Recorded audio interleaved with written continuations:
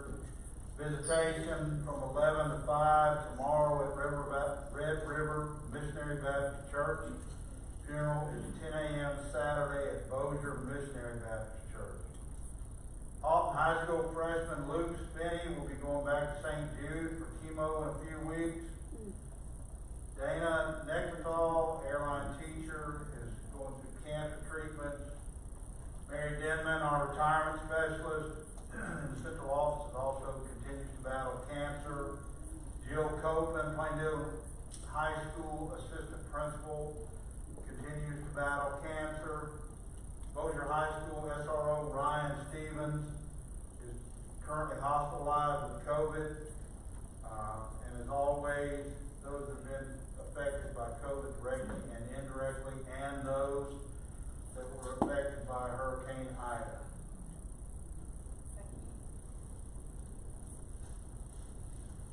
Please bow your heads. Father God, we just want to come to you tonight with a grateful and thankful heart, Lord. We're just so thankful that you're in charge, Lord. We're so thankful that you're with us. We're so thankful for everything that you do for us. Lord, we're just so thankful, and we praise you so much for the answered prayers of Coach Brotherton being able to come home, Lord. We're just so thankful for that. Lord, we want to pray for Mr. Rowland and his family during their time of loss. We want to pray for Coach Rushing's family as they experience the same loss. Lord, we just ask that you bring them both peace and comfort. Lord, we want to pray for Luke Spinney, Mary Denning, Joe Copeland.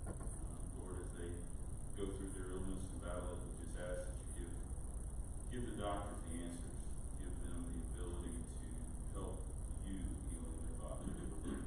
Lord, I just ask that you look after Ryan Stevens as he battles COVID. Lord, we just ask that you look over him and you protect him. Lord, I want to pray for all those that have been affected by COVID and continue to be affected by COVID. Lord, I just ask that you look over them. Lord, I want to pray for all those that have been affected by Hurricane Ida. Lord, I just know that such a difficult, trying time. Lord, I just ask that you bring them comfort during this time of loss of property, life. Lord, I just ask that you put your healing hand on that entire situation. Lord, I just ask that you look after this board and guide our meeting tonight, Lord, and look after us as we go through it. Lord, I ask all of these things in your dear and precious name. Amen. Please join me to play Allegiance to the flag of the United States of America and to the republic for which it stands, one nation, under God, indivisible, with liberty and justice for all.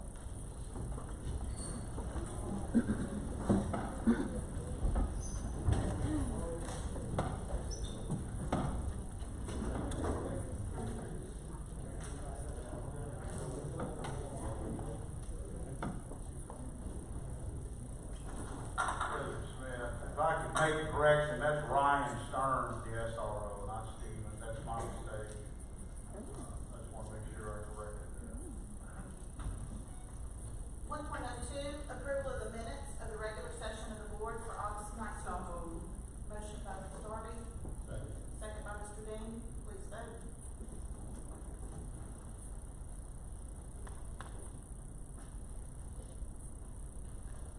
Motion passes. 1.03, approval of the agenda for regular session of the board for September 2nd. We do have 4 public comment. Ms. Darnell, what item would you like to speak to on the agenda? The 1.03. If I may.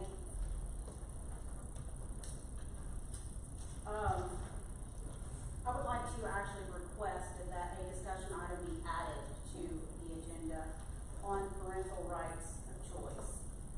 But first, I would like to apologize for any disrespect shown on behalf of Unmask Our Kids Louisiana and or Bossier, specifically to Ms. Brotherton for the disruption of her trying to address the crowd. It wasn't our intention, or mine, I can assure you. I would like to ask that if the board decides to add this to the agenda, that the crowd would be considerate, diplomatic, and carry themselves in a professional manner to discuss this agenda topic.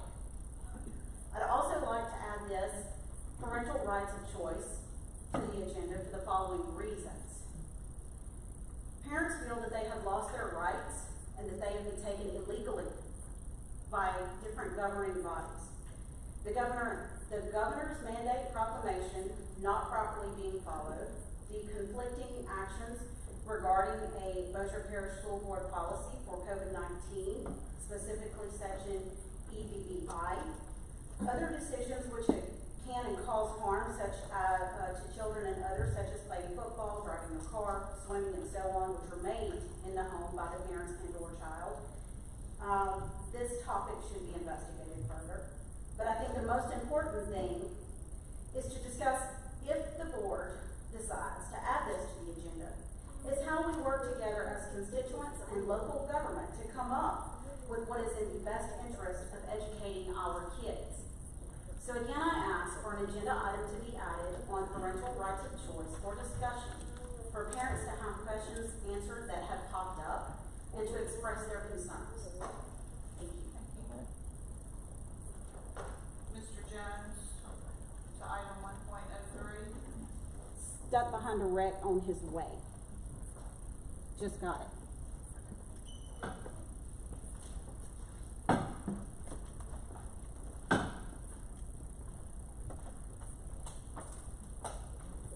Mr. Thompson, are we available to pull off the ticker tonight? Matt Peterson, agenda item 1.03. Yes, ma'am. David Crockett, item 1.03.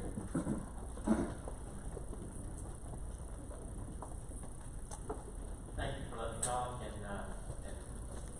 thank you for what you do for the whole community. My name is David Crockett. For the same reasons, I'd like to request the same discussion be added to the agenda with parents' rights of choice. I have a daughter in both parish schools, so it does matter to me a lot. I'm a retired colonel in the Air Force, have a lot of experience. I've lived here over 12 years of my life, and so this is really important. First, I'd like to apologize also for what happened during the unmask our kids at the Bessie meeting. But I'd like to also, this will be a respectful meeting. Everybody, we're requesting everybody be respectful and not interrupt the meeting. I'd like to have the parental rights of choice added to the agenda for the following reasons. We feel like that these choices have been taken away from us as parents. We all listen to the governor's mandate. We know what the proclamation was, and you have a choice. The conflicting actions regarding the school policies and COVID-19 specifically do affect our kids, and EBBI is the major issue. Other discussions that can cause things that can cause harm to our children and things like that are decisions that I've made throughout raising 4 children in L1 high school. I think the most important thing to discuss is that you would decide that you add this to the agenda so that we have a chance to use this meeting for public discussion on this critical issue. And I ask that this agenda item be added to the meeting as on my card. Thank you. I appreciate it. Thank you, Mr. Crockett.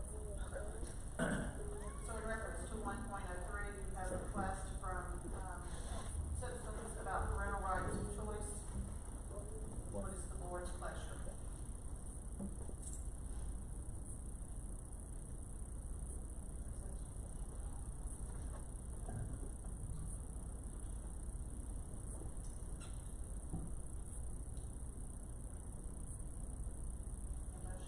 Is anybody else here?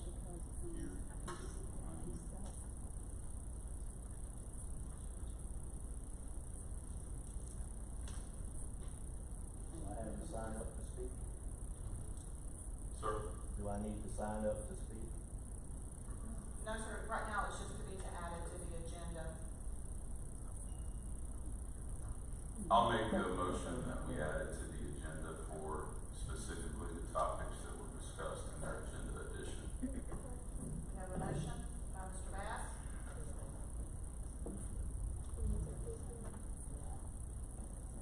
I have 4. I'll second. A second by Mr. Dane. Please vote.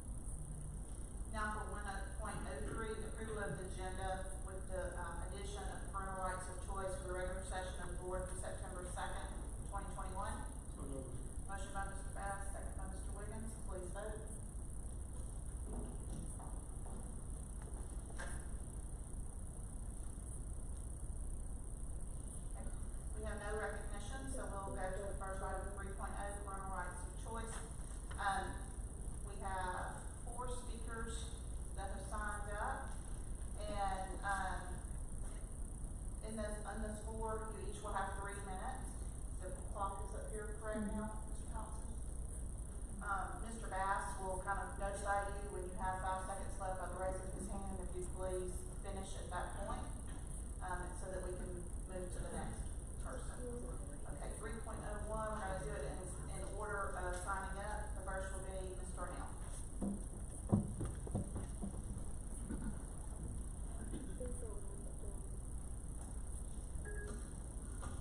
Again, I would like to thank the board.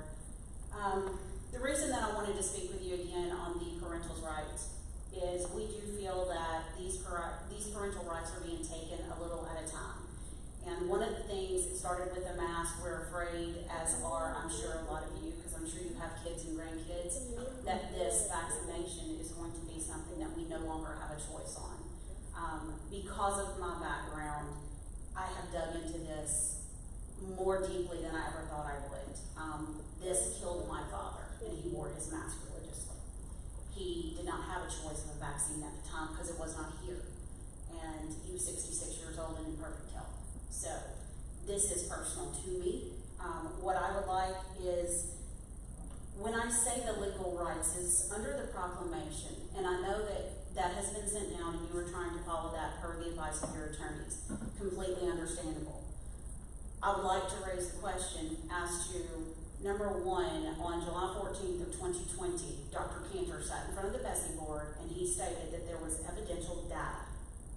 Have you, as a board, asked for that report to actually see where these protocols came from? Secondly, where is the industrial hygienist report on the risk analysis for this infectious disease? That is something that they do all the time. This is an industry in which they are in all the time. Where is that data? We're asking for your help as a board to work side by side together to get this information so that not only you have all of the puzzle pieces, but we as parents have all of the puzzle pieces. You know, it's being brought to our attention that our kids are not, the schools are not following your proclamations and your policies that you put out. There was a whole class sent home today. It's my understanding all wear masks. You may not be aware of it. It was our understanding that if the kids went to school and they wore their masks, that should a case arise, the whole class wouldn't be quarantined.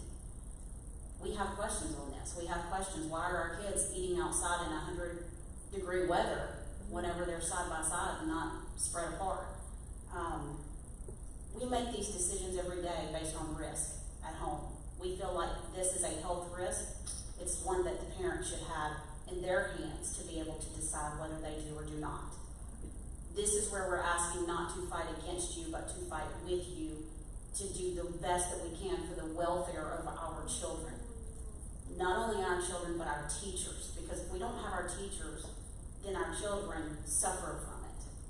We understand there are some with some underlyings, and if they feel the need to wear the mask, by all means wear the mask. We understand. But we did like what you originally put out, and we know you as a board, y'all are checks and balances, so you can push back and at least ask these questions. So to you, I say, can you ask for these reports? Yes, sir. I was raising the hand, I was told to do that in 5 seconds. Oh, sorry. Sure, I see. Trying to follow through what we said. Understand. So that is where we stand, but thank you.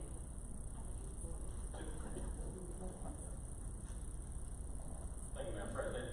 Ma'am, if you would, you listed several questions. I didn't get a chance to write them all down, but would you take a few moments when you get home tonight or tomorrow to email those specific reports that you mentioned to the entire board so that we can do our due diligence on our side? Because we had some very specific ones, and I think I missed a couple, but if you would do so and just include the whole board, it's on the website. Absolutely. Catch me after this, I can give you my email and I can send it out, but we're about to get information. So, if you would just forward that to us, that'd be great. Yes, sir. Thank you. Mr. Butler? That was it? Okay, that was it. Next, we have Lance Jones.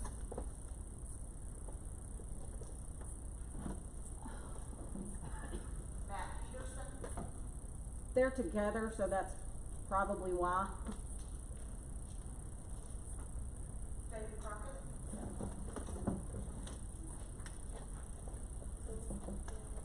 Mr. Crockett again, when I raise my hand, I'm not waving at you. I'm not gonna take 3 full minutes, I appreciate it. That's fine, just want to make sure. Yeah, you know, this really needs to be an issue of public discussion. And I think that you guys are the people that and gals are the people that we elected. We want you to go forward with good information. We'd like to see the facts that you're looking at. You've been given the power, and we want to see it used in a way that doesn't hurt our children. I can tell you that I've seen examples in my neighborhood association where people have been sent back with notes because a child doesn't quite cover his nose perfectly. And I see that in this room and everywhere else. And they send the child home with a really harsh note that the child has to write 10 times and bring it back to the teacher. These are things that are hurting our children.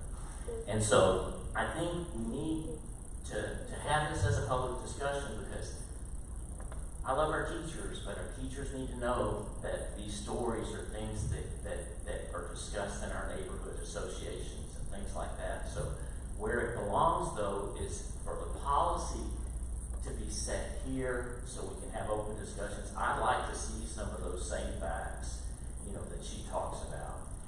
I think that you need to see it, and then we can give you support from here, because more people want to come. I don't think much of the community comes to these meetings because we don't discuss. We just vote on things.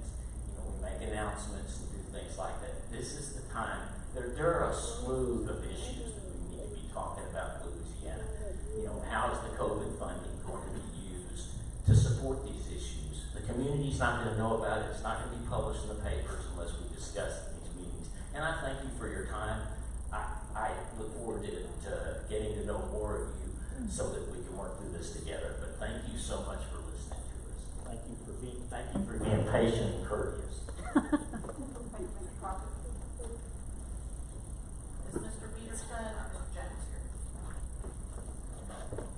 Sir, we only allow people to sign up before the meeting begins to speak on an agenda item. You have two people who haven't spoken. May I speak in one of their places? Yes, sir. Ms. Smith, the card that I gave you that had Mike Mellering was about this, but, so it's the same topic.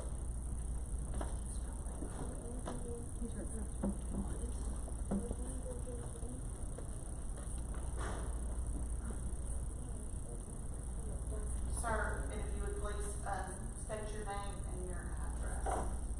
Yes, ma'am. My name is Michael Nelson. I live at 324 Butler Hill Road in Denton, Louisiana. Okay, Mr. Nelson. Yes, ma'am. I'm a grandfather raising 3 grandkids that I have legal custody of. I have one, a senior, who did not want to go to school this year because of the mask mandate. She lived through it last year. She didn't like it. She didn't even want to go through her senior year.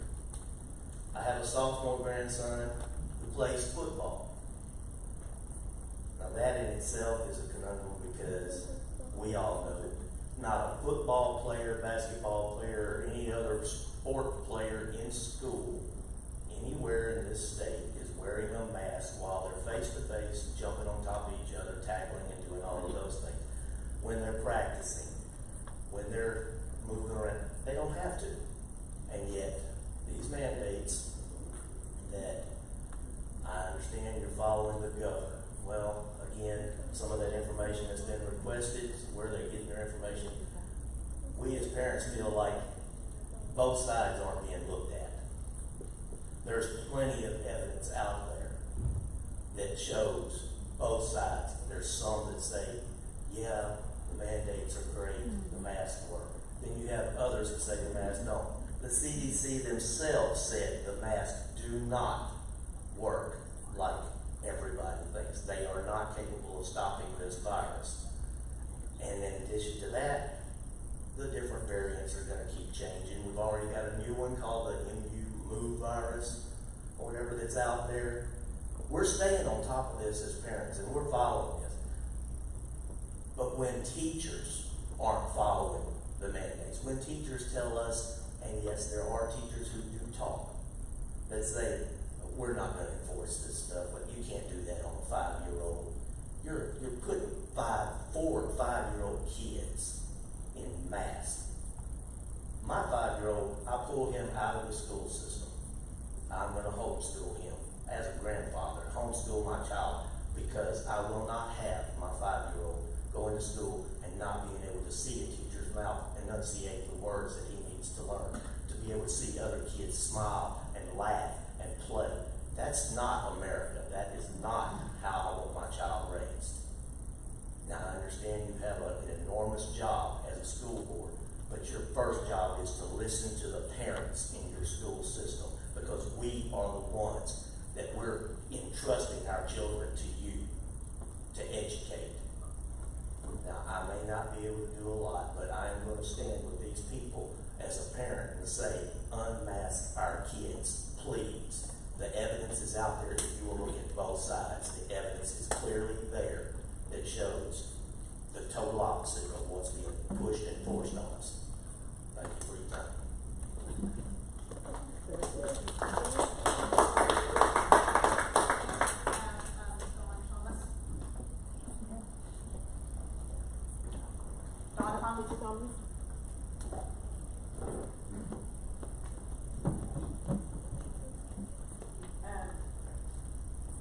That little squirt right there is my 7-year-old. He's the one that I told you about that has cystic fibrosis. And I was looking forward to putting him back in school this year. He can't wear a mask. It would probably literally kill him. And I told you about a few minutes ago, because we don't have a mask adverse reporting system like we should have, like we don't even really know what's going on. You know, you guys may not understand why everybody's so upset. So I created one, and I've only gotten one submission, and I just want you to hear it and take this into consideration, because 100% of my one submission is a perfect example of the problem. So this is a 6-year-old who attends school at TL Rhodes. She did not ask, the mother didn't ask for an exemption, and she didn't even complain to the teacher when this happened. And the question is, please describe any other pertinent information. She wrote, dropped his mask in the toilet and wore it all day, told his teacher, and she did nothing. So I pulled him out of school. What else is a 6-year-old going to do? We have to take these things into consideration. If that had been my son, and he was afraid that he was going to get in trouble if he didn't put that mask back on his face, even though it fell in the toilet, can you imagine what it would do?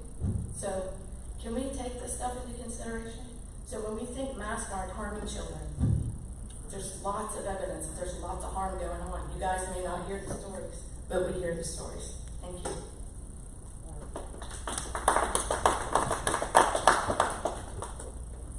Madam President, Mr. Jones is here.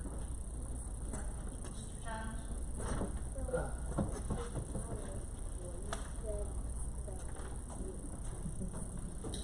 How y'all doing today? I'm Lance Jones. I live at 177 Jamestown Boulevard in Benton. My kids attend Legacy Elementary.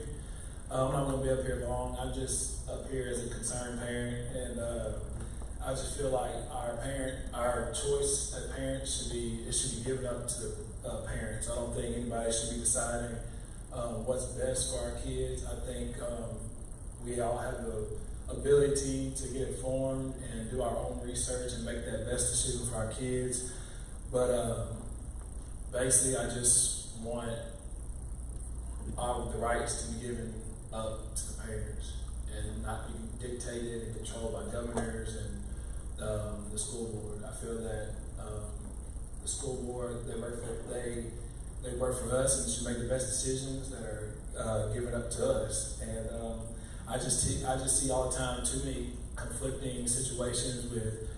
I've seen a whole bunch of teachers in a big group at a big setting, and more than half not wearing masks, and then you got the kids going to school and they gotta wear masks. So I just feel like that's very hypocritical that the adults are not wearing the mask, but then you want the kids to wear masks for 40 hours a week.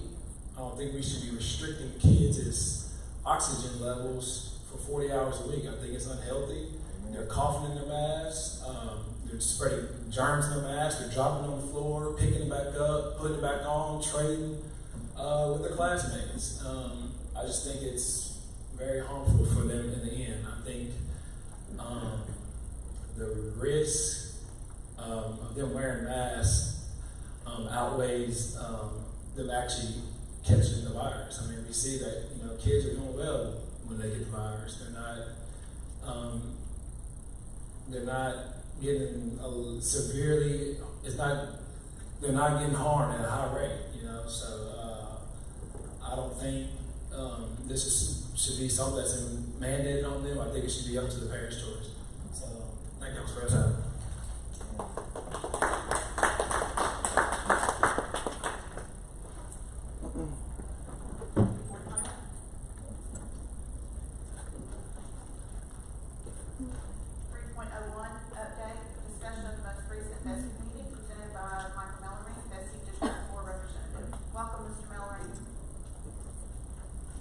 Thank you all for having me.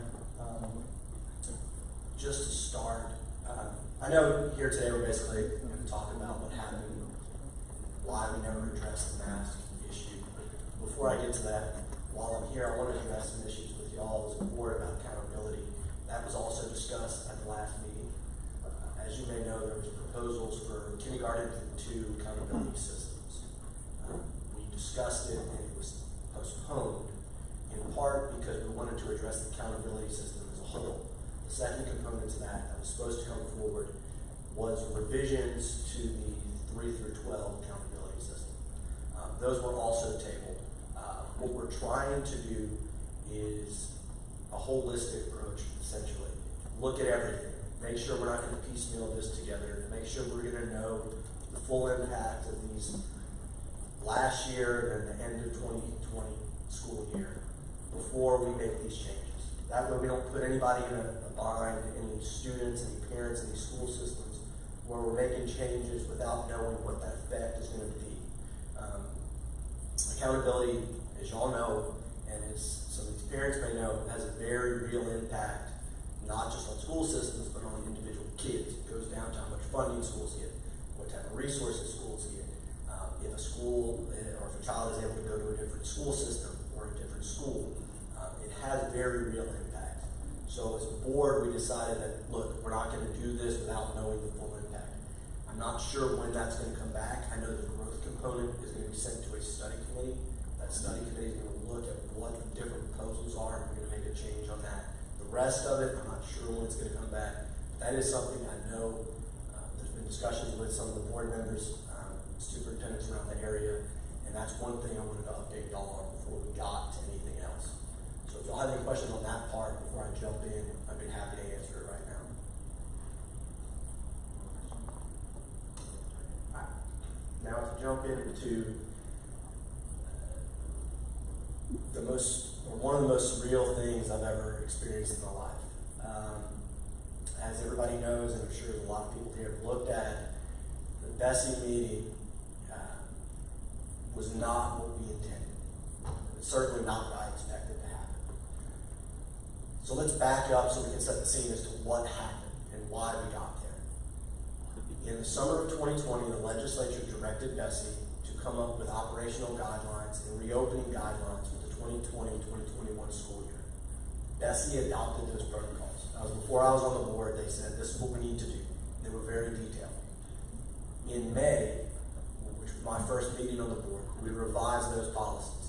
Part of that revision said all of these policies expire at the end of the school year. So on June 30th, 2021, the policy expired. Those policies applied to public schools, non-public schools, and charter schools. So literally every student in the state had to follow the Bessie policies. Once they expired, the Department of Education put out guidelines. President Holloway, Bessie president, said it is Bessie's position, and this is what we intend, is for each school board to be able to make the decision as to masks, social distancing, when we're riding buses, things like that. That was, in the opinion of myself and several others on the board, still what Bessie intends. I'm not going to speak for everybody, but I know I've talked to enough people that I'm not alone in that. And the reason why that was our policy that we adopted was because we believe locals, and me personally, I believe that a local is in the best position to make a decision that affects what happens for a kid. And here's why. Y'all, as you can see today, have some very passionate citizens. That's great. We need that in our community. Those citizens are able to talk to you a lot easier than somebody sitting in Baton Rouge making a decision for 100, 200, 300,000 people. More importantly, y'all can look and see, okay, let's fast forward to the end of September.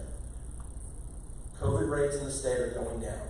Hospitalizations continue to decline over the past 2 weeks. Hopefully that trend continues. Hopefully we get back to a point where we were in the summer, at the end of June, where we're very low and we can go back to normal. But let's say y'all do that. We do everything that we're supposed to do. We follow whatever guidelines somebody says, or we do whatever we think is best, and we get those COVID rates down up here. That doesn't guarantee that Orleans Parish, or St. Bernard Parish, or St. Tammany, or Calcasieu, or something is going to have such success. I don't personally believe I should be sitting in Baton Rouge telling you as a board, you have to follow the same guidelines and the same rules as one of those other parishes 4 or 5 hours away. It's not the same. Situations vary greatly. This state, just like culture in this state, varies depending where you're at. COVID varies in this state. Amen. So what I think, my personal opinion, is that it does not need to be Bessie making a decision that follows what the Bessie opening guidelines and his plan was going back to the school year. Now, unfortunately, there was a rise in Delta, and there was a spike. The governor unilaterally decided he was going to supersede everybody else and issue a mandate. Senator Patrick McMath from St. Tammany Parish therefore asked for an AG opinion. Now, an AG opinion, as y'all probably know, is not binding. But what it said was simply, who has the authority to institute rules or regulations regarding operational guidelines for schools in Louisiana, K through 12 schools? That AG opinion was very thorough and went through a lot. But at the core, what it said is, when it comes to K through 12 education, when it comes to relating to education policy for those students, 2 people can do it. The legislature or Bessie. Legislature's not in session, and they didn't call a special session, or when they did call a special session, the mask mandate was not there, or was coming, but it wasn't officially on the agenda item, because it was a veto session. Let me rephrase this before I get fussed at. It wasn't a special session. It's in the Constitution, so it's a carryover from the regular session. The only items they were allowed to do were veto session items. So then it fell to Bessie.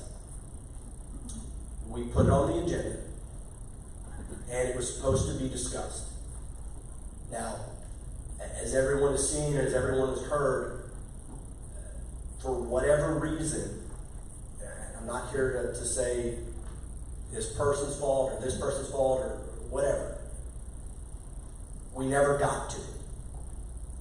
There were people on the board, for whatever reason, and I'm not speaking for anybody else, but people on that board made a motion to adjourn the meeting before we took up the item. I objected to that because I know there were people from Bossier, I know there were people from Plain Dealing, I know there were people from Ida that I talked to. I ran into some of them on the morning of that meeting who said, I drove 4 hours, I stopped in DeSoto Parish, I picked up somebody, and we're here to talk. We want our voices heard. We want y'all to hear what we have to say. And for me, that was the most important thing. I don't know how the vote was going to turn out. I don't know what was going to be said, what everybody's position was. But at the very least, I wanted, like y'all did today, to have people talk and to be able to voice and express their concerns to everyone. Because that's the most important thing that we can do, is we can listen to our constituents, we listen to our citizens. And we take their feedback, and we take everything else. We take all the information we have, and we make the best policy. We do what we think is right, and we do what we think is best for our citizens and our constituents. That's what we're elected to do. I objected to adjourning the meeting because I wanted that to happen. I was joined by one other individual. The remainder of the board, I was the president who abstained, voted to adjourn the meeting. So what was the point of the meeting? There's some confusion about that, so let me address that real quick. As I said, the AG opinion said Bessie had the authority to do policy, set regulations.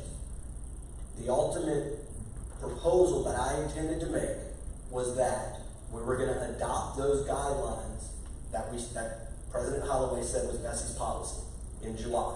We were going to adopt a policy that said it's up to the locals. Now, again, I've explained why I think that was the best policy. Unfortunately, we never had that vote. So as we sit here today, from talking to people in the AG's office, from talking to other attorneys, talking to local school boards, everyone, what we're faced with right now is there is no Bessie policy. There is no Bessie bulletin, which is, y'all know, bulletins are law when it comes to schools. There is no Bessie law. So Bessie doesn't have a law. The legislature doesn't have a law. At that point, the governor's mandate controls. I don't like it. I wish it wasn't the case. I wish we had been able to overturn it, because I think at the end of the day, what the governor's doing is overstepping, and I think he's taking away the right of the people in Louisiana to have a say in what happens. Yes. And I think he's violated the Constitution of Louisiana. That's my opinion. Now, I'm one person on Bessie. I tried to get this done. I tried to have it do this. I tried to have us do this. I wasn't able to. So right now, unfortunately, y'all are forced with a governor's mandate, and the governor is the only law on the book right now. That's it. We don't have a Bessie law. We don't have a legislative law. Until there is some change in that, I don't envy your position, because for intent and purposes, your hands are tied.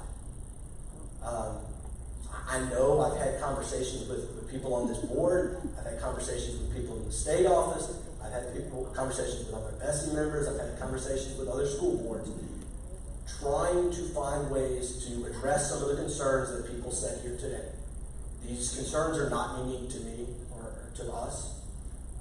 They're very real concerns, and I'm open, and I know y'all are as well, from your conversations I've had, in finding ways to make sure that kids can stay in school, they can stay safely in school, and they can have as close to a normal school year as possible. Look, I told some people, I grew up in Chalmette. I was a senior in Katrina. So my senior year was altered.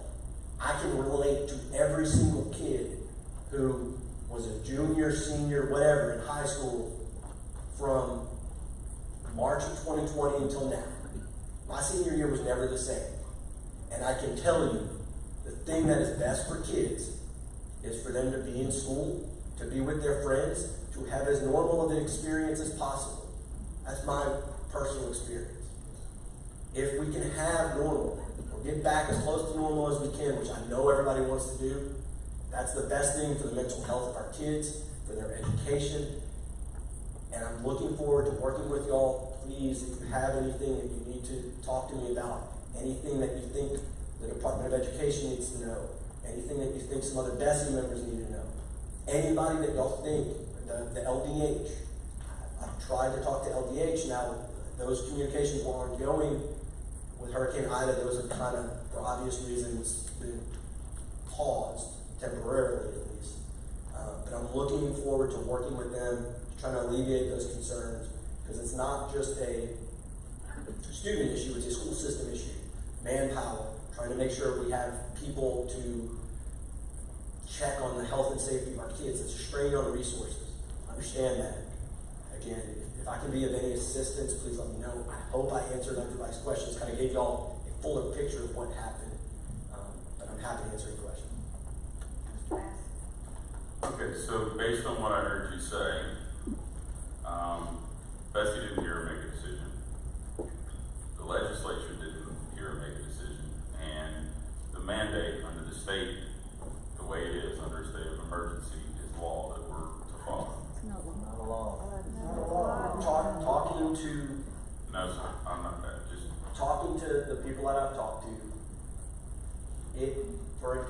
purposes is what y'all have to follow. It's the law. It's not officially a law, it's an emergency order, which can be overturned in a number of ways, but until it's overturned, y'all are bound, is my understanding from talking to everyone. Okay, so I don't wanna spar with you, I just wanna make sure I understand, based on what you're saying, that where this decision can be made is Bessie, the legislature, or the governor. Is that correct? Yeah, regarding the mask issue. Now, there's other things outside of that. Well, that's what we were talking about. Yeah. Okay, and so, Bessie came out and said that the next scheduled meeting is going to be in October. Everyone signed on to that, said they won't be having a special session in order to do what this board did, which was listen to the constituents, so. Not everybody signed on to that. Okay, so where are we at with you guys actually having a meeting and listening to the public? So, just again, clarify. Not everyone said they didn't want to have a special meeting. I was open, and am still open, to having a special meeting to address and hear everyone. As I stated earlier, I objected to continuing or just adjourning that first meeting. Where we're at right now, in the past week, I haven't been able to really communicate with anybody because, with the exception of myself and the other member who lives in Monroe, everybody else is south of I-10 or in that area that was affected by Ira. So where we're at right now, I can't tell you that. To be honest, it's been hit or miss me trying to get in touch with anybody to clarify anything.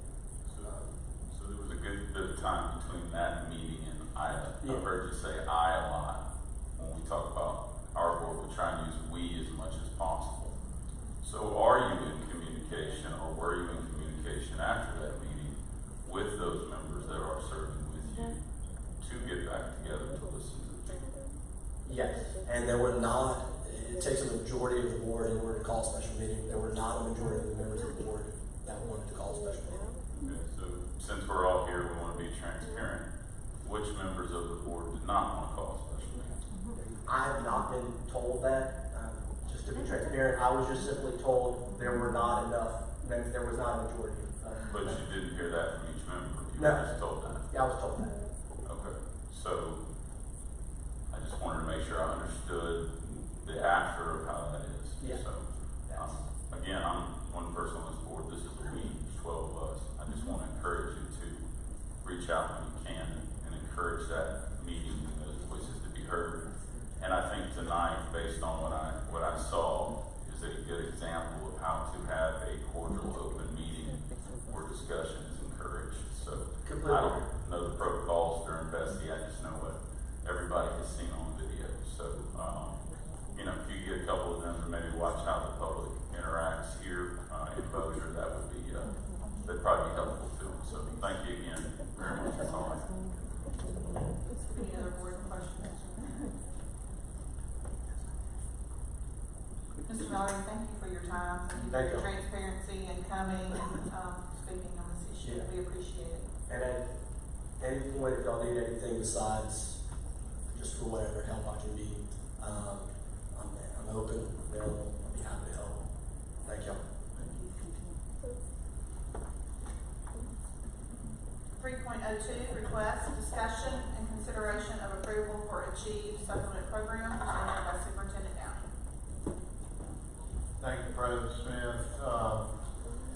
We've been having conversations with our individual principals at the 35 schools that we have in Bossier Parish, and the substitute shortage has really put a strain on some class coverage, and a lot of teachers are having to cover classes during their planning period, which then shifts their planning period or their planning time to at night after school, after their work hours. So we had a discussion with Ms. Bamberg and looked at the use of ESSER 3 money to try to compensate full-time teachers for the work that they're doing on the planning period.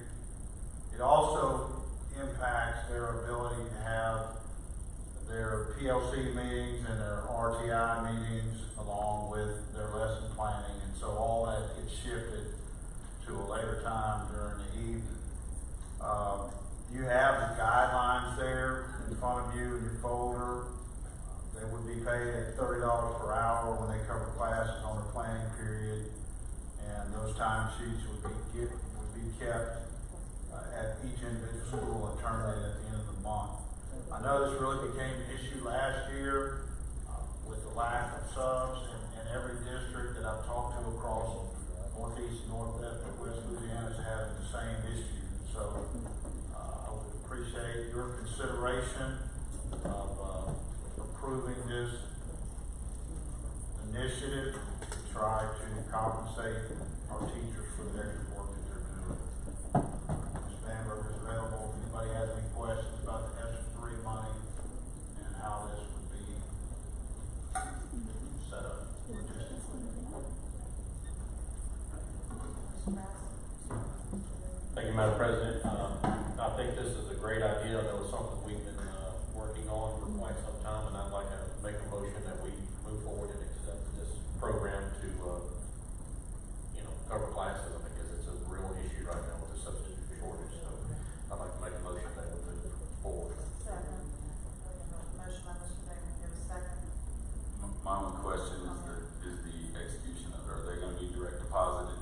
I know that we were trying to move to that with the substitutes, so that's my only question. Yes, sir, it would be direct deposited. We're asking that they be turned in at the last day of the month and the first of the next month, so that they can be paid on the 15th payroll with the sub payroll run as well, which is the normal standard for additional amounts paid to teachers for additional work. So if someone was looking for a job in a growing parish with absolute wonderful people, wonderful students, and everything else, we highly encourage them to apply. We absolutely do. One of the reasons this is coming in is not only do we see and we hear about the school struggling with finding subs, but the data is behind it as well. I think we've had about a 20% drop in sub fill rate, so we definitely need the subs. Any other discussion? We have a motion by Mr. Damon, a second by Ms. Darby. Please vote.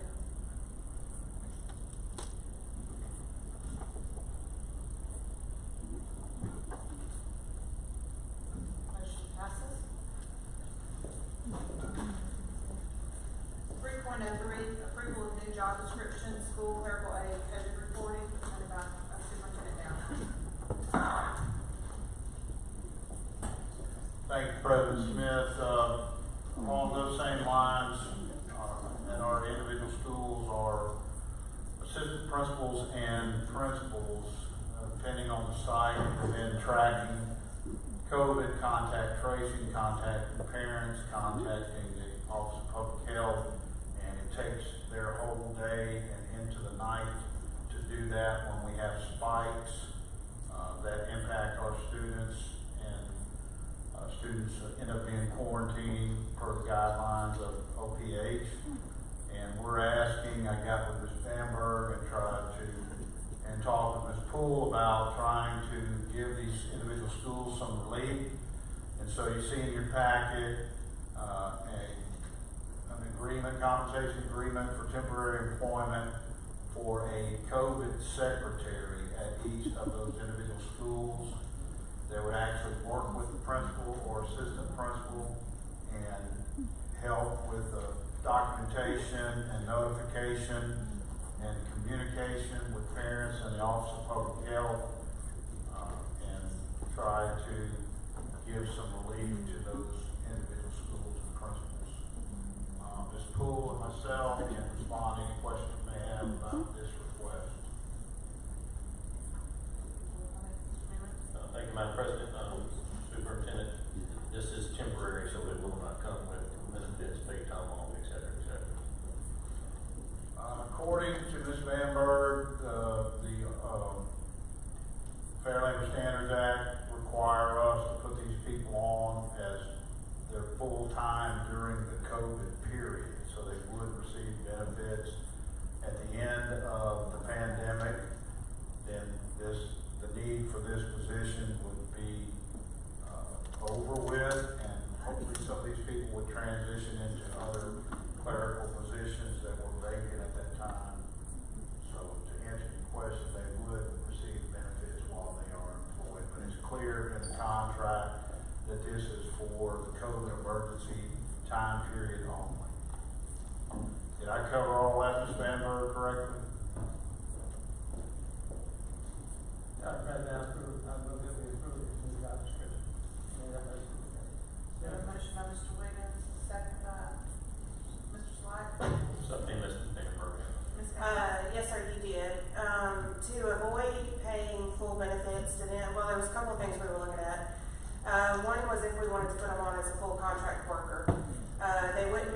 definition of a true contract worker because they don't have an external job at another location, so we can't say they're contract. The other option was to put them on as part-time, so that if we were trying to avoid paying benefits, we didn't feel like a part-time position was sufficient help for the schools. We felt like the schools needed a full-time person that was there throughout the day, and even if they had to work overtime at times. So to provide the best benefit for the schools, we did wanted to make this a full-time position that would receive benefits. The school worked very closely with legal counsel though, so that we could develop an addendum, as well as make it very clear in the job description that it was funded with this funding source, that it's only for the result of COVID reporting, and then these are temporary positions. So we do feel like we've covered the board as best as we're able to ensure it's all well understood they're temporary positions. Does that answer your question, Mr. Newman? It does, thank you. You're welcome. I know we've had discussion about what the guidelines for what COVID funds can be used for.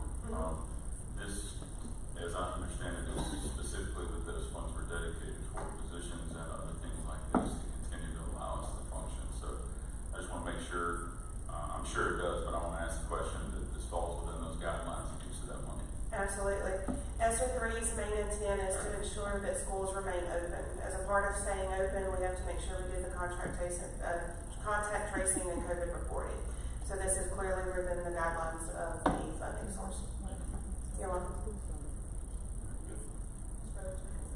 Was there need one at each school? Yes, ma'am. We're doing all schools. I think there were two. Two that are not. Bipstall and Butler will not. Bipstall and Butler. Bipstall students, the contact tracing is at their home site. And Butler, the student base is normally small enough they're able to handle that. So those were the two that were not. We have a motion by Mr. Wiggins, a second by Mr. Slack. Please vote.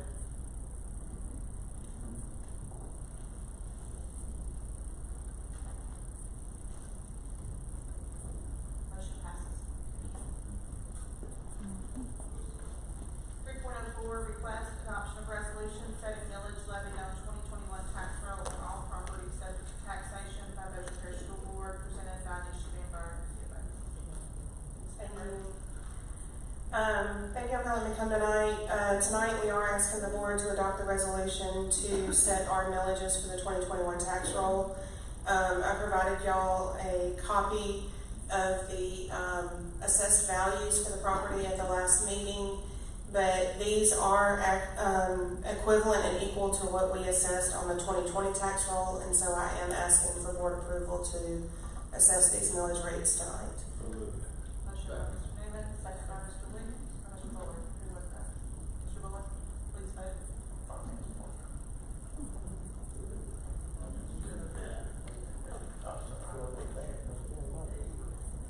Motion passes. Thank you, Ms. Amber. Thank you. 3.05, request approval of solicitation award, Meadowview Elementary roof repair, bid number 2131, presented by Terry Douglas, Chief Procurement Officer. Good evening, Madam President, Superintendent Downey, members of the board. We've completed the bid process on another roof project that's related to the 2020 hailstorm. We received 2 bids for Meadowview's roof repair, and of the 2, we're recommending award to Terry's Roofing for the base bid plus all 3 alternates for a total of $644,078. I do want to point out that the alternate work, all 3 alternates, are not related to hailstorm damage, and those will be funded out of our general fund with a transfer to Fund 23.